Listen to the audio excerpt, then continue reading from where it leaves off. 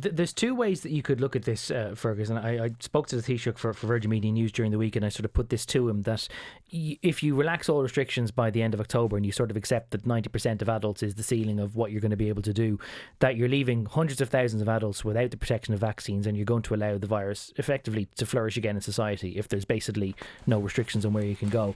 And you could argue that that's a really reckless thing to do in one sense, but then the flip side, which he put back to me, was aside from the need for people to feel like they're getting going again, and aside for the return of the economy, what more can you do? If the state has already offered full vaccination to every adult who is capable and desiring to get one, then what more can you do other than to decide, well, we've put up as much of resistance we can and now's the time to get back to life?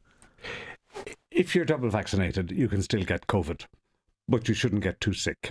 If you're not vaccinated, if you've chosen not to be vaccinated, you can still get COVID and you can end up in ICU or dead.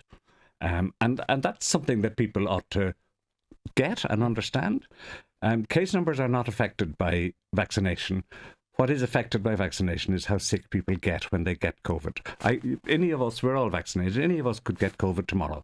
But luckily and hopefully, we won't get too sick with it and we won't need to go to hospital. But I just cannot understand the mentality of somebody who says, to hell with the vaccine, I'm not bothered and my backside getting the vaccine, and expecting the rest of us to protect them. We don't have a choice here. We have to sort of try and get things going again. I mean, the level of frustration among people, and now, unfortunately, the level of risk that people are going to have to run to some extent. Last winter, for example, almost nobody in Ireland got the flu because of social distancing. There was literally no diagnosed flu at all.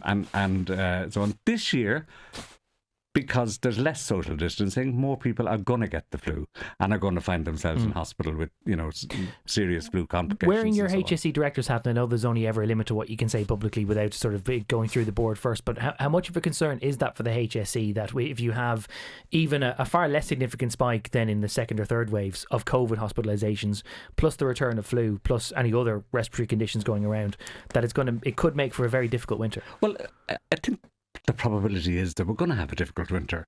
The HSE needs every ICU bed it has, and it probably needs more than the ICU beds it has, not for COVID, but for flu complications, for heart complications, for strokes, for all the illnesses that people get.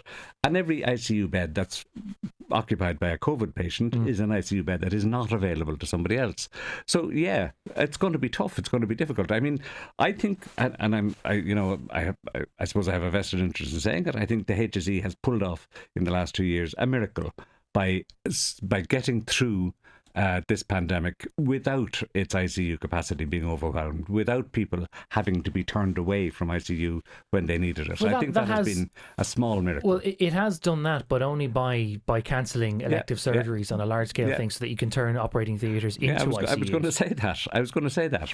Behind that, there's this pent-up demand for stuff. I mean, there are people walking around in considerable pain, people not able to sleep at night because they need a hip replacement operation. It's been put on hold for a year and a half, and will probably stay on hold for a bit longer because of the pandemic.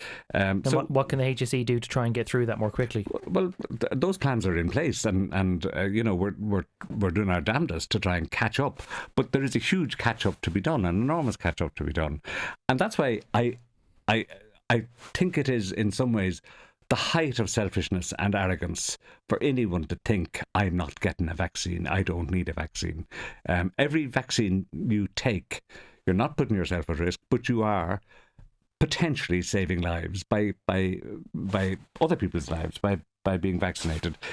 We can't force people to be vaccinated, but, the ideal here is kill the pandemic by getting everybody vaccinated. And until we do, we can't get the health system back to struggling with normal. I think that, when you look at Ireland's vaccination rates, we've done quite a lot.